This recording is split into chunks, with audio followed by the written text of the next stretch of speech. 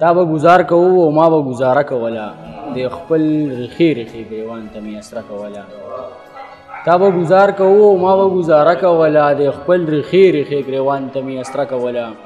دنیاداري و هر سړي به خپل مطلب سر کوو موږ لیونو پکې په نره یارانه کوله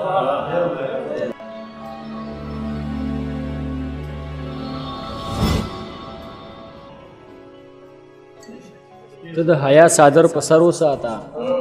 پرېږده بچیه زمانه څه کوي ته د حیا صادر په سر وساته پرېږده بچیه زمانه څه کوي او دومره پوره ده چې بس پیژنې مې زما د ژوند نوره قصه څه کوي او غزل دې نه وی چې تا به گزار کوو او ما به گزاره کوله د خپل ریښې ریښې ګریوان ته مې اسره کوله تا به گزار کوو او ما به گزاره کوله د خپل ریښې ریښې ګریوان ته مې اسره کوله دنیاداري و هر سړي به خپل مطلب سر کوو موږ لیونو پکې په نره یارانه کوله دنیاداري و هر سړي به خپل مطلب سر کوو موږ لیونو پکې په نره یارانه کوله او سا جیبه مالیار دی زړه یې هډو درد نه کوو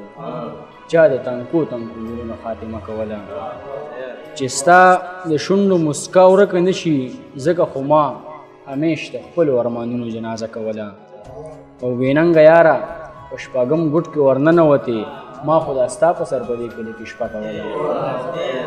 بېننګه یاره په شپږم ګوټ کې ورننوتې ما خو دا ستا په سر په دې کلي کې شپه کوله او لکه ډولکې دې کړلو سم د تماشو دې کړلو لکه ډولکې دې کړلو سم د تماشو دې کړلو بلال پتا له ځانه زیاته بروسه کوله دغه یو غزل بل دی چې دا زړه مې پړق شوي د خفګانه ګرانه بس که کنه دا زړه مې پړق شوي د خفګانه ګرانه بس که کنه که راځې راشه کنه ګرانه بس که کنه زما د ژوند خاورې رې کړو په تا هېڅ ونه شو یا د کافر زړګي انسانه ګرانه بس که کنه زما د ژوند خاورې رې کړو په تا هېڅ ونه شو یا د کافر زړګي انسانه ګرانه بس که کنه او ظالم مظلوم کړی او مظلوم دار ته ور وخېجوې یا په پیسو خرڅ شوي ځوانه ګرانه بس که کنه تا ډېر بچي یتیمانان او میاندې بورې کړلې جنګه په لوی افغانستانه ګرانه بس که تا ډېر بچي یتیمانان او میاندې بورې کړلې جنګ په لوی افغانستانه ګرانه بس که کنه او زما د سترګو نم تر اوسه وچتوب نه دی کړی زما د زړه اوده ارمانه ګرانه بس که زما د سترګو نم تر اوسه وچتوب نه دی کړی زما د زړه اوده ارمانه ګرانه بس که کنه او ما چې به کار کړلې نو تا به یو خیره کوله خدای مې د خلاص کړي له تانه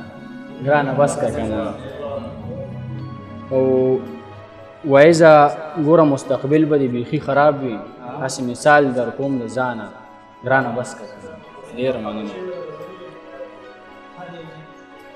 شیخ هغه یو څو شعرونه دي چې په هر یو ځای کې شور ښه نه وي ښه وي خاموشي زموږ د بدقسمتو نصیبه وي خاموشي